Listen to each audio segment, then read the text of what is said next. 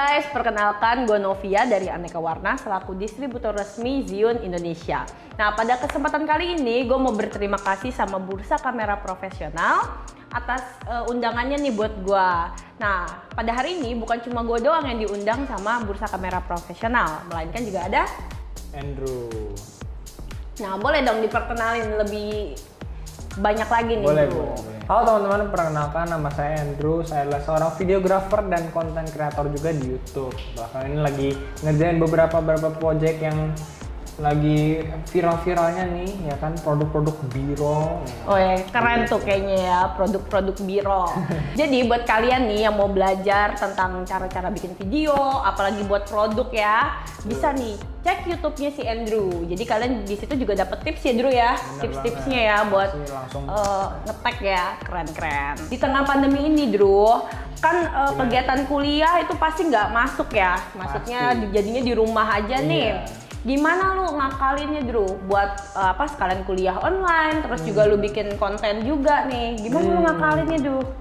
Kalau gue pribadi, ini bakal jadi kesempatan buat gue sih, karena kan online kan. Online itu jadi di rumah. Sebenarnya gue tuh ngekos sebenarnya di Serpong, jauh kan. Dan karena online ini, gue bisa bawa laptop segala macem, dan gue bisa multitasking sebenarnya. Gak usah pindah-pindah lagi ke rumah ngekos. Jadi tinggal di rumah aja. Dan itu lebih banyak waktu sih sebenarnya buat gue.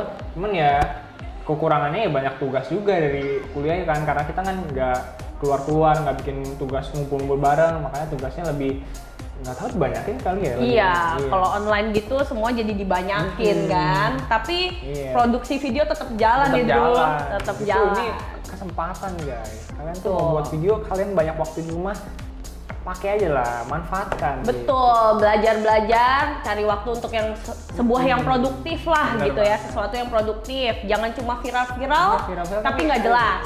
Ya, mending cari sesuatu untuk yang produktif ya, Drew. Yang bisa bermanfaat juga kan buat masa depan. Betul. Terus juga biasanya produk-produk yang lu gunain itu yang ada di rumah aja, Drew, atau gimana nih, Drew? Iya, belakangan ini karena kalau baru mulai ya itu apapun yang ada di rumah gue pakai aja udah asal-asalan.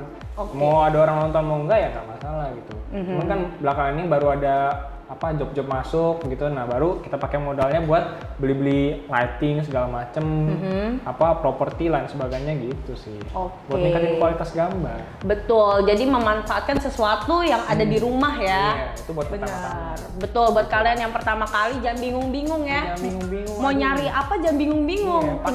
Pakai aja yang ada dulu. Betul, yang ada di rumah kayak misalnya parfum, hand sanitizer, pakai aja ya. Betul.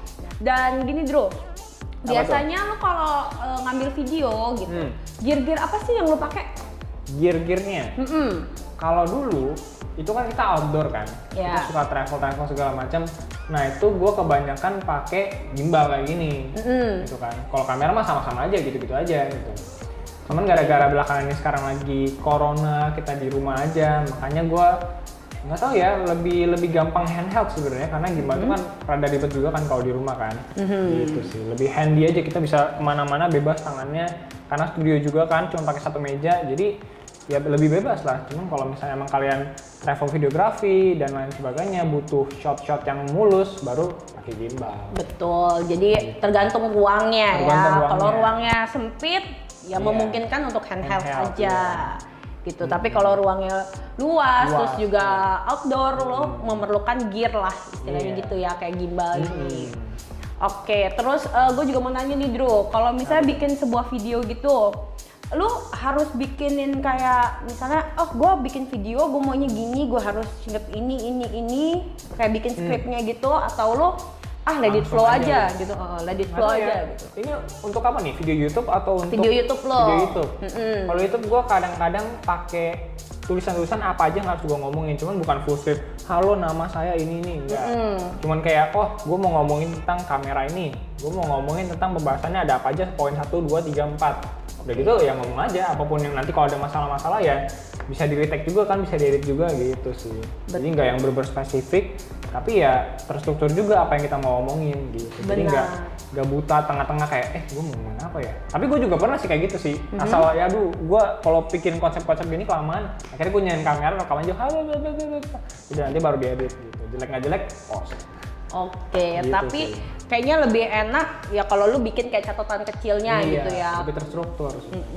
Berarti tips kalau buat pemula juga ya lebih baik lo bikin lah catatan kecil ya. benar. Jangan kayak langsung let it flow aja gitu. Iya, nanti ya kalian kebanyakan lihat orang let it flow karena mereka tuh udah jago gitu kan. Kalau baru pemula dan lu baru nyoba-nyoba, pakai script dulu deh minimal. Iya. Biar jadi lu tuh nggak buta, lu nyanyi kamera terus kayak akhirnya nggak mulai-mulai ya. Nggak jadi apa-apa gitu. Betul, terus juga nanti bingung kan lagi ngetek apa, kayaknya gue ada yang kurang Iya, ada yang gitu kurang, ya. iya. Udah selesai dimatiin lampunya segala macam, baru ya waktu ngedit lupa syuting ulang kan. Iya. Nggak asik banget tuh kayak gitu. Benar, alat-alat udah dirapiin gitu ya. betul. Tapi lu pernah nggak kejadian kayak gitu? Oh Bro? pernah banget. Sering ya? Pernah banget. Belum mikrofon yang nggak nyala, nggak kecolok. Aduh. Belum nanti baterainya habis tengah-tengah ya kan, cuma kerekam setengah, itu sering banget terjadi. Makanya belakangan ini lebih aware lagi soal-soal kayak gitu tuh. Ya kan? Tapi ya seiring waktu berjalan ya bakal belajar sendiri sih. Iya, jadi kayak Pengalaman. lu belajar dari apa yang udah lo Iya, lakuin benar gitu banget. ya. Benar. Terus gue mau nanya nih, lu Apa tuh? kalau gear yang lu pakai, biasanya gear apa sih? Gimbal apa sih? Gimbal. Kalau gimbal sekarang gue lagi pakai Crane 2. Keren dua. Keren dua. Oke, dari Zion ya. dari Zion dong. Gimana nih experience-nya lu pakai Keren 2? Enak sih, soalnya dia udah bisa ngangkat beban yang udah ke cover semua lah. Gue pokoknya pakai kamera yang kayak A73 gitu dengan lensa yang standar, itu udah bisa ngangkat dan nggak ada masalah sih sampai sekarang sih. Kebanyakan untuk wedding juga gue pakai kayak gitu, job-job gitu. Pakai Keren 2 Event, ini ya. Iya. Untuk event juga gue pakai kayak gitu. Dan dengan Keren 2 pun juga udah nge-cover apa yang lu perluin semua Iya, ya. bener banget. Karena kalau gue kan dasarnya film nih, itu bener-bener kalau kalian mau dapat smooth shot, itu kalian harus bener-bener pakai gear yang ribet banget pokoknya dah. Harus tempel rigging dulu, kalian harus tanahnya dibikin track dulu ya kan, mesinnya segala macam itu ribet. Nah. Tapi dengan gimbal kayak gitu ya kualitasnya bisa dibilang mendekati. Iya, dan itu lebih simpel, lebih handy aja gitu sih. Lebih compact juga ya Iya. buat lo gitu. Gimana ya, alat kecil tapi ya pokoknya kalau kalian mau maju ke profesional dari yang amatir mungkin suka videografi, terus kalian mau lanjut ke yang lebih profesional, ini bener-bener kayak harus coba dah. Pas ya? Pas banget. Pas banget, jangan sampai menyesal gitu Jangan nggak nyobain menyesal, ya. iya. Betul. Dan Zion ini kan banyak nih tipenya ya Drew. Ada Keren 2 yang lu pakai, ada Wibi Lab, terus ada juga Smooth Q untuk handphone gitu. Jadi kalau untuk yang baru pemula dan lu nggak ada kamera nih, bisa lu pakai handphone dengan menggunakan gimbal ya. Saya mau ngetes dulu nih apa gue bener-bener passion di sini, ya coba dulu pakai HP gitu, karena basically teorinya sama aja sih. Ketika kalian udah punya ilmu dan konsep itu untuk framingnya dan segala macam, ya kalian bisa coba dengan handphone kalian sendiri gitu. Tuh, jadi pokoknya start dulu dari start apa dulu. yang lu punya, balik lagi ke awal. Benar, iya. Mulai aja dulu itu. Nggak usah takut lah ya, nggak usah takut, mikirin iya. yang lain gitu. Betul Bener banget. banget. Gua kan liat nih YouTube lu, viewersnya tuh wah gila, ratusan ribu viewers ya nggak? Nah, biasa Iya, dia jatuh mulu. Ini sumpah, ya udah. Kamu di sini aja nih gini deh. Iya. Iya. Nah, biasanya kan Bro, orang tuh baru yang start YouTube, biasanya tuh mereka suka ketakutan. Aduh, ntar view gue dikit nih, gimana? Terus juga ada beberapa kasus, orang udah start YouTube seminggu atau sebulan, viewersnya masih segitu-gitu aja. Lu ada tips gak nih Drew? Gimana lu bisa start dari yang awalnya Dari nol, nol. bisa jadi banyak, dan lu maintain itu? Gimana nih Drew? Lu tadi bilang katanya ada yang baru mulai seminggu udah gitu stop gitu kan. Itu gua. Oke. Dulu gua juga kayak gitu. Gua mulai tuh dari 2016 kalau nggak salah atau 2014, pokoknya gua masih SMP lah. Gua nyoba-nyoba video kan. Udah mulai tuh sampai 100 subscriber, main game tuh, dulu gua gaming tuh. Oke. Udah gitu gua stop. Lanjut lagi tahun depan. Udah bikin-bikin lagi segala macem, nambah 300-400. Stop lagi. Oh. Mulai lagi gua sampai 800. Udah gitu gua stop, bener-bener stop. Nyampe akhirnya kuliah. Kuliah gue semester 1 gue mulai lagi, nyampe sekitar 950 subscriber, gue stop lagi. Dan September kemarin itu Mei kemarin tuh waktu corona gue baru mulai dan gue mau fokusin. Karena gue pikir 2 tahun lagi gue lulus gitu. dan ya sebelum umur 20 gue harus achieve something gitu, gue pikirnya gitu. Makanya gue coba mulai YouTube ini dengan serius gitu kan. Dan kalau kalian bilang view-nya dikit, ya emang view-nya pasti dikit kalau kalian nggak punya kenalan yang YouTuber gede atau segala macam. Dan dulu gue pikir juga gitu, sekali kita collab kita dapat view yang banyak. Ternyata nggak juga, karena gue dulu pernah kayak gitu.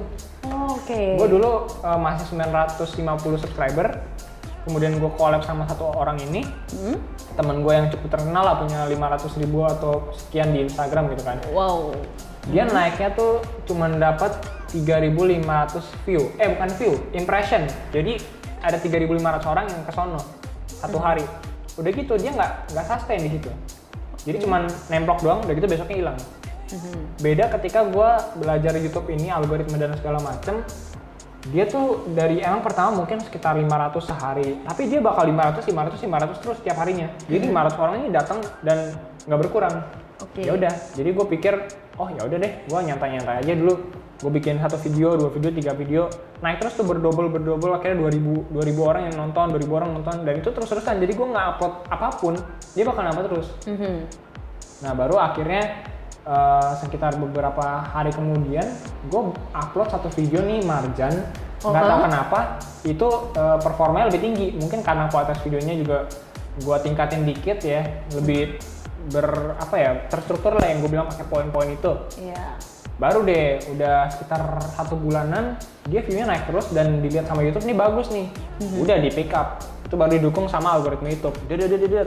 Langsung tembus 100.000, 200.000 gitu sih.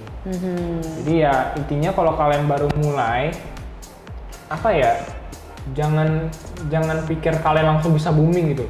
Kalaupun booming, apakah kalian bisa sustain itu YouTube-nya ya kan? Karena kebanyakan orang ya kalian udah punya subscriber berapa ratus ribu pun, tapi view kamu nggak kayak passion di situ, kalian akhirnya bikin video-video yang biasa aja kan. Nah itu orang juga nontonnya males. Akhirnya ya kebanyakan youtuber sekarang punya subscriber yang tinggi banget tapi view-nya dikit gitu kan. Gitu sih. Benar, berarti pokoknya lu juga harus rencanain lah gitu. Juga jangan pikirnya, oh lu mulai YouTube gampang, ini mah YouTube gitu. Nggak semudah itu ya dulu. Semudah itu sih. Apalagi Andrew udah berapa kali lu stop gitu ya. Benar. Tapi emang dulu sih algoritmanya kan sangat mendukung kan. Sekarang kan udah lumayan susah gitu kan. Jadi ya itu sih, kalian harus pinter-pinter main di kualitas video juga gitu. Betul, karena udah semakin banyak orang yang main di YouTube juga. Bener juga. Udah banyak banget gitu. Bagi kalian yang mau mulai nih, mending coba dulu mulai dari sekarang, karena kalian nggak tahu kan besok tiba-tiba ada kompetitor yang lebih tinggi lagi. Hari dan besok tuh udah beda loh.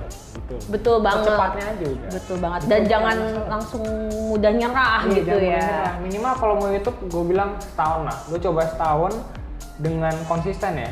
Maksudnya lu fokusin di YouTube terus gitu, dan lu belajar. Lu jangan cuman kayak yang penting gue upload satu video, cuman lu nggak mengupgrade kualitas video lu, ya itu sama aja sih kalau gue bilang. Benar, kualitas video pun juga mempengaruhi ya. Iya, benar banget. Kalau misalnya jelek, kita juga nontonnya juga males. Kualitas video, konten pun gitu. Dari judul nih Drew, judul itu mempengaruhi nggak Drew? Banget. Mempengaruhi? Banget. Itu salah satu tips nih guys, kalian harus tahu kalau kalian mau mulai YouTube ya, judul itu paling penting. Misalkan gue buat video HP, kalau bisa video ini harus ditonton hingga 2 atau 3 tahun ke depan. Kayak gitu. Makanya gue bikin misalnya judul cara membuat video iklan. Oke. Nyampe kapanpun ya orang akan penasaran cara buat iklan itu kayak gimana. Dibandingkan kalian misalnya membuat khusus nih bikin misalnya lagi tren sepatu A gitu kan. Nah, ke depannya mungkin 2 tahun kemudian itu sepatu udah nggak trending lagi. Zamannya sekarang mungkin sepatu kulit atau apa segala macam ya kan, udah beda lagi. Orang nggak ada yang nyari lagi tuh sepatu, cuman orang spesifik doang yang mungkin cari kan. Iya. Gitu sih. Betul. Dan kayak video-video review pun juga mengaruhi sebenarnya ya gitu ya. Kayak review apa gitu, review produk A gitu. Iya. Kalau misalnya benda itu bagus, lu review dan masuk misalnya search engine-nya di nomor 1, udah semua orang di dunia nyari misalnya review Webuild Lab misalnya. terus videonya bursa yang paling tinggi, udah itu langsung booming. diklik iya. betul. Gitu sih. Banyak lah strategi-strategi yang kalian harus ketahui gitu. Semakin kalian mendalami YouTube, sebenarnya ribet. Iya, sebenarnya kompleks ribet juga, ya. lumayan. Betul. Tapi ya emang kalau kita mau start sama something, kita harus cari tahu dulu gitu ya. Cari tahu dulu. Iya. Nggak bisa sembarangan, gue mau start aja nih gitu langsung. Wah itu. Kalian juga harus tahu kompetitor kalian tuh siapa. Benar. Gitu. Gimana kalian bisa stand out? Yang penting be unique gak sih? Iya. Iya. Kalau kalian mau stand out di dunia selebgram gitu ya. Iya. Nggak tahu sih, gue juga baru-baru ini kan. baru-baru ini ya. Iya, baru-baru ini baru naik, jadi ya masih ya santuy-santuy aja lah, kuliah dulu lah santuy. Ya sambil apa ya, maksudnya sambil jalanin kehidupan lu, sekalian jalanin ini juga gitu ya. Nyoba-nyoba aja, siapa tahu berhadiah. Betul. Tapi Drew, lu memulai Apa? YouTube ini nih, kira-kira ada nggak sih yang menginspirasi lo nih kira-kira? Inspirasi? Atau lu cuma kayak apa kayak YouTube-nya apa gue start YouTube enak kali ya gitu. Gue tuh Kira-kira. dulu cuman di otak gue pekerjaan apa yang gue senangin dan gue dapat duit, gue bisa jalan-jalan, udah. Oh, oke. Itu pemikiran Iya, lo itu ya. pemikiran gue dulu tuh. Makanya gue pikir ada youtuber luar yang jalan-jalan dan disponsorin. Gila, ini gue banget nih, gue pengen kayak gini kan. Ya akhirnya gue cobalah YouTube ini. Gue pengen travel, cuman dulu karena gue kurang ada duit juga untuk travel kan, buang duit kan. Iya susah juga kan. Akhirnya gue buat video-video yang di rumah. Akhirnya pandemi lah. Iya. Udah akhirnya gue pikir-pikir terus untuk bikin video yang terbatas di rumah, nggak bisa keluar. Ya udah gue bikin video-video viral kayak gitu. Gitu sih. Yang inspirasi ya. Iya. Banyak sih youtuber luar. Kalau di Indonesia kan ada siapa, Tim Tuan, ada siapa, Skin Indonesia misalnya kayak gitu kan. Iya. Cuman nggak tahu ya, kebanyakan orang mikirnya gini, ada youtuber yang udah gede, misalnya dia bikin viral juga gitu. Misalnya ada yang namanya Arto Dipro, kalau lo tahu. Iya. Ada Tim Tuan gitu kan. Nah kalau kita buat video yang serupa, misal viral juga, langsung udah di komen, ih lu ikutan si ini ya, lu ikutan si ini ya. Kayak lu harus tahu kalau misalnya mereka juga sebenarnya inspirasinya dari luar lagi gitu loh, dan banyak juga gitu, A B C D E F G segala macam gitu loh. Iya, jadi jangan asal main judge juga gitu ya. Iya. Yang penting ya seberapa tingkat originalitas video lu sih sebenarnya. Kalau misalnya dia bikin teknik yang sama, nggak apa-apa lu menggunakan teknik yang sama, cuma misalnya produknya beda kayak gitu sih, atau lu upgrade dikit lah. Itu kan ya sistem kreatif kan gitu kan. Lu mencuri ide orang tapi lu terapkan di konsep lu sendiri. Iya. Kayak gitu. Nggak plek-plekan langsung lu. Iya, lu jiplak satu dua, kecuali lu ada konten-konten yang spesifik, lu menjiplak cuman lu kayak membahas atau apanya gitu kan. Nah itu lu bisa. Jadi lu cantumin juga, nih gue ngikutin video yang ini loh gitu. Iya. Kalau lu mengikuti hal yang sama terus lu ngaku-ngaku ini karya lu sendiri dan lain sebagainya, ya nggak benar juga sih kayak gitu sih. Iya, nggak benar kayak gitu. Itu sama aja lu mencuri karya orang, ya nggak sih? Benar. Inspirasi bisa datang dari mana aja kok, dari Instastory pun bisa sebenarnya. Benar banget. Dari home-nya segala macam gitu. Apalagi di Instagram juga banyak juga ya video-video kreatif dari Instagram, terus juga dari TikTok juga banyak ya. Wah, TikTok salah satu inspirasi gue, tapi bukan, nggak tahu ya, orang kalau lihat TikTok kebanyakan yang nari-nari gitu kan. Cuman kalau gue gara-gara sering mungkin lihat video-video yang sinematik lain sebagainya, yang keluar tuh video-video orang luar, dan itu bagus-bagus sebenarnya. Iya, dan banyak sebenarnya ya. Bisa emang inspiratif juga sebenarnya gitu. Iya, apalagi juga gue juga pernah lihat tuh video di TikTok, mereka kasih tips juga ada kasih tips ada. video, ngambil video gimana sih trik-triknya gitu. Temen gue juga ada yang bikin kayak gitu soalnya. Nah. Tips-tips kamera gitu, itu bisa kalian ini sih, cek juga sih. Bisa kalian ambil unsur-unsur positifnya, masukin di project kalian. Betul, jangan ambil yang negatifnya ya Drew. Betul banget. Oke Drew, nah sekarang kita ngomongin nih ke gear ya Drew. Lu kan sekarang nih lagi nyobain Weebill S ya kan, yang dari Zhiyun dengan julukannya itu Tiny Giant. Nah biasanya kan lu pakainya itu keren gua yang gede buat profesional, sekarang lu nyobain yang kecil. Gimana nih kesan-pesannya lu tuh pakai Weebill S? Kemarin gua kan udah coba nih di Weebill S nih, perbedaannya itu signifikan banget sih. kalian kalau misalnya suka yang compact ya kan, males dengan bawa-bawa peralatan yang ribet, ini sih. Karena kemarin gue coba dan ini bener-bener lu cuma perlu tas yang kecil dan ini bisa muat karena ini bisa dicabut juga dan ini size-nya tuh nih, coba ya cabut ya. Ya, coba deh tunjukin. Segini doang guys. Jadi kalian bisa cemplungin dong nih tas apapun nih segini doang gitu loh. Dibandingkan kalian misalnya punya, kalau gue kan dia sebenarnya Kren 2 nih. Itu gede banget. Jadi kalian harus bener-bener bawa antara tas yang gede atau kalian bawa kopernya langsung. Benar. Yang khusus buat Zion ini, gitu sih. Berarti ini lebih compact, lebih simple lah. Simple juga. Dan dia juga pelotnya lumayan besar ya Drew ya. Lumayan. Muat lah buat kamera yang agak gede gitu ya Drew. Asal kalian belum main ke Blackmagic pakai monitor segala macam, cuman kamera dan lensa, ini udah bisa sih, udah bisa handle sih. Ya pokoknya kalau untuk yang profesional ya bisa gunain Kren 2 atau yang lainnya, seri lainnya gitu. Benar banget. Benar. Dan boleh nggak nih Drew ditunjukin nih tips cara settingnya?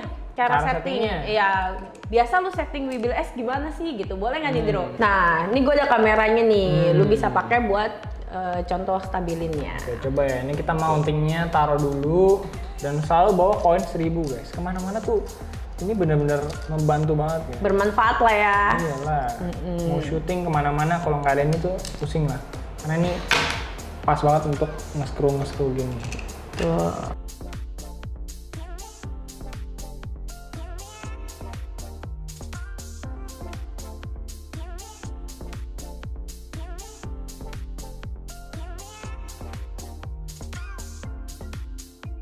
Nah, misalnya kalian udah stabilin nih, ya kan udah enak lah di sini.